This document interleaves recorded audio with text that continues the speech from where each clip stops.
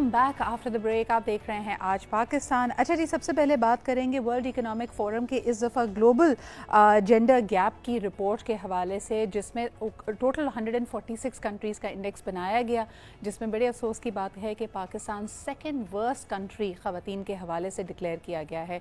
This is the lowest we have ever reported. लेकिन अगर आप इसकी सब इंडाइसिस की तरफ देखते हैं तो कुछ जगहों पर बेहतरी नज़र आती है। सबसे पहले आपको बताएं कि ओवरऑल रैंकिंग में पाकिस्तान सिर्फ और सिर्फ अफगानिस्तान से ऊपर है। और अगर हम देखते हैं वो 5 ममालिक जो इस रैंकिंग में, इस लिस्ट में सबसे नीचे हैं, तो पाकिस्तान और अफगानिस्तान के अलावा कॉन्गो, ईरान और चैड का नाम इसमें शामिल किया जाता है। बेहतरीन मुल्क ख़वातीन के लिए जी आइसलैंड, फिनलैंड, नॉर्वे और न्यूजीलैंड को करार दिया गया है। इसमें मुख्तलिफ इंडेक्सेस हैं और मेरे ख्याल में मेरे साथ साथ ये मक्खी भी एहतजाज कर रही है। आपको बताते चलें कि इकोनॉमिक पार्टिसिपेशन एंड अपॉर्चुनिटीज़ के हवाले से इसी रिपोर्ट में कहा गया है कि ख़वातीन के लिए ज़्यादा अपॉर्चुनिटीज़, अब यानी बकदरे अगर पिछले पास्ट की तरफ देखें उससे ज़्यादा अपॉर्चुनिटीज़ ख़वातीन के लिए हैं। इसके अलावा एक और जो अच्छी खबर इसी रिपोर्ट में पाकिस्तानी ख़वातीन के लिए नज़र आती है कि इनकम में ओवरऑल अगर देखा जाए तो 4% तक इजाफा हुआ है। लेकिन जो वर्क प्लेस पार्टिसिपेशन है, यानी ख़वातीन वर्कफोर्स में कितनी शामिल हैं, उसमें 2021 की निस्बत 2022 में तकरीबन 1.5% की कमी आई है।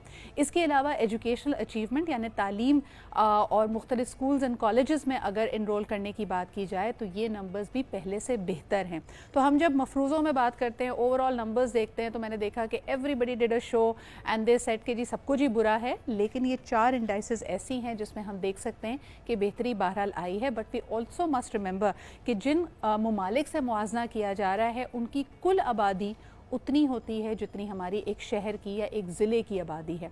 I am not apologising, this is not a defence argument, लेकिन जो हमारा स्केल एंड स्कोप है प्रॉब्लम का वो कई गुना बड़ा है। इसके बारे में मज़ीद जानते हैं जी हमारे साथ ह्यूमन राइट्स एक्टिविस्ट और विमेंस प्रोटेक्शन बिल की सेल को चलाने वाली और उसको इन्विजन करने वाली, जेंडर गैप और जेंडर सेंसिटिविटी की ट्रेनर एंड कंसल्टेंट मारवी अवान भी मौजूद हैं। आइए उनसे गुफ्तगू करते हैं। अस्सलाम वालेकुम मारवी।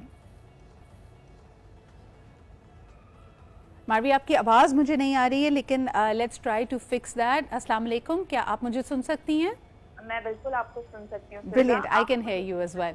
मुझे ये बताइए कि इस वक्त जो नंबर्स हमारे सामने हैं, वी कैन नॉट जस्टिफाई कि अगर दुनिया के ममालिक में पाकिस्तान इस फहरिस्त में इतना नीचे है, सेकेंड वर्स्ट कंट्री करार दिया जा रहा है। आपके ख्याल में जो आपका क्लोज एक्सपीरियंस रहा है, व्हाट आर द एरियाज जहाँ पे हम इमीडिएटली इम्पैक्ट क्रिएट कर सकते हैं और एक पॉजिटिव तब्दीली ला सकते हैं? सबसे पहले तो मैं एजुकेशन के एरिया में ख़वातीन की ज़्यादा से ज़्यादा इंश्योर हमें करना है कि हर बेटी यहाँ पर पढ़ी लिखी होनी चाहिए, हर हमारी बच्ची स्कूल जाए, क्योंकि हमारे पास लड़कियों का out of the school ratio सबसे ज़्यादा है। उसके बाद हम आते हैं कि बच्चियों को एम्प्लॉयमेंट की भी जो डिफरेंट अपॉर्चुनिटीज़ हैं उनको बढ़ाना चाहिए। स्टिल अब भी काफी ऐसी फील्ड्स हैं जहाँ पे नो गो जोन्स हैं या उनकी कंडीशंस इस तरह की होती हैं कि हमारी खवातीन उसमें नहीं शामिल हो पाती हैं। तो ये 2 एरियाज तो मुझे सबसे ज्यादा इम्पोर्टेंट लगते हैं। दूसरी सजा बात ये है कि अभी वर्ल्ड पॉपुलेशन डे गया है 11 जुलाई को, तो उसमें भी हम यही देखते हैं कि उसमें जो फैमिली प्लानिंग और बाकी सारी चीजें होती हैं उसमें बच्चियां तो बाय द वे पैदा हो जाती हैं, क्योंकि एक मेंटालिटी, माइंडसेट ऐसा है कि जी बेटा चाहिए, तो उस चक्कर में बेटियां ज्यादा पैदा हो गई।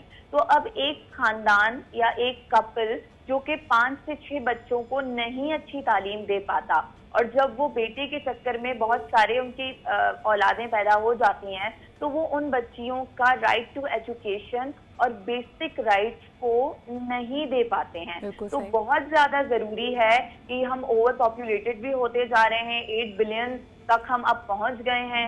तो जिस तरह हमारा वर्ल्ड इस तरीके से इन इश्यूज को भी साथ साथ देख रहा है, उसमें जो बच्चियों की पैदाइश है उसको किस तरीके से देखा जा रहा है। जो इशू हाईलाइट किया है, जब हम ओवर पॉपुलेशन की बात करें या हायर पॉपुलेशन ग्रोथ की बात करें, तो उसमें यकीनन एक बड़ा इम्पॉर्टेंट एलिमेंट अर्ली मैरिजेस का भी आता है।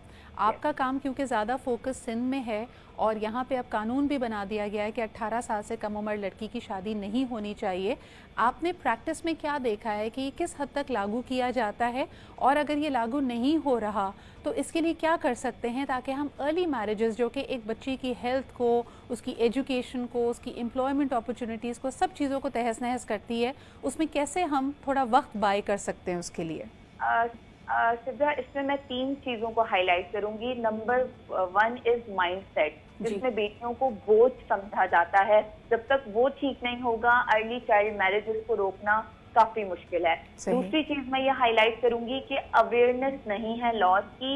यहाँ तक कि जो निकाह ख्वाह होते हैं उनके ऊपर जो प्रॉपर लॉ के अंदर 2013 की early child marriages reference act के अंदर मौजूद है कि उसके ऊपर भी कार्रवाई होगी। निकाह ख्वाह के ऊपर भी अगर वो इस तरीके से बिना शनाख्ती कार्ड देखे, बिना बर्थ सर्टिफिकेट देखे शादियां कर देगा। बच्चियों की, बेटियों की डॉक्यूमेंटेशन सही तरीके से नहीं होती है, और काफी जब हमें कंप्लेंट्स आती हैं तो ये वेरिफिकेशन में इतना पीरियड चला जाता है कि उस बच्ची की एज क्या है, फिर मेडिकल उसका हेल्प का सहारा लेना पड़ता है। और तीसरी चीज मैं ये हाईलाइट करना चाहूंगी कि जब तक हम बच्ची को खुद नहीं एम्पावर्ड करेंगे, जब तक हम बच्ची को, एक छोटा सा प्रोग्राम होता था किरण, वो हमने शुरू किया था, हम ट्रेनिंग करवाते थे 9 और मैट्रिक और 8 क्लास की बच्चियों को जाकर कि क्या है 2013 का लॉ, आपकी सेहत कितनी जरूरी है, अर्ली चाइल्ड मैरिज का कानून आपको किस तरीके से प्रोटेक्ट करता है, और अगर आपकी बहन की या आपके पड़ोस में किसी सहेली की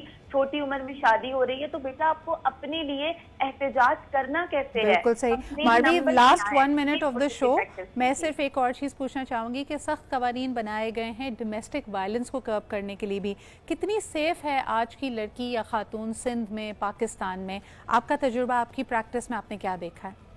स्टिल सिद्रा, डोमेस्टिक वायलेंस के लिए हमारी बहनें आवाज नहीं उठा रही हैं। वो बर्दाश्त करती रहती हैं जब तक कि बहुत हद हो जाती है, उनकी बाकायदा जान को खतरा होता है, तब जाके वो आवाज उठाती हैं। या तो जब वो नहीं रहती हैं तो सिविल सोसाइटी के तौर पे हम बाहर आते हैं, हम उनके लिए आवाज उठा रहे होते हैं। तो आपके प्रोग्राम के तवज्जुह से मैं यही कहना चाहूंगी कि कानून है, बिल्कुल, लेकिन जब तक आप उनको अपनाएंगे नहीं, उनको स्पेस नहीं देंगे और आवाज नहीं उठाएगा, बिल्कुल सही, तब तक उसके लिए मदद करना। इसके लिए बहुत आसानी नहीं है, समाजी बहुत सारी कदगने हैं, बहुत सारी मुश्किलात हैं, but thank you Marvi for running a very well equipped cell जहां पे ख़वातीन के लिए सहारा मौजूद है कि वो आपको रीच आउट कर सकती हैं। और याद रखिए कि जब तक आप अपने लिए आवाज़ नहीं उठाएंगी कोई आपकी मदद नहीं कर सकता। शुक्रिया मारवी हमारे के लिए। It brings a lot of shame, हमें एम्बैरसमेंट ज़रूर होती है जब पाकिस्तान के नंबर्स इतने बुरे होते हैं, लेकिन आपके और हमारे हाथ में है इन चीज़ों को बेहतर करना। एक छोटा सा ब्रेक लेते हैं and we'll be right back.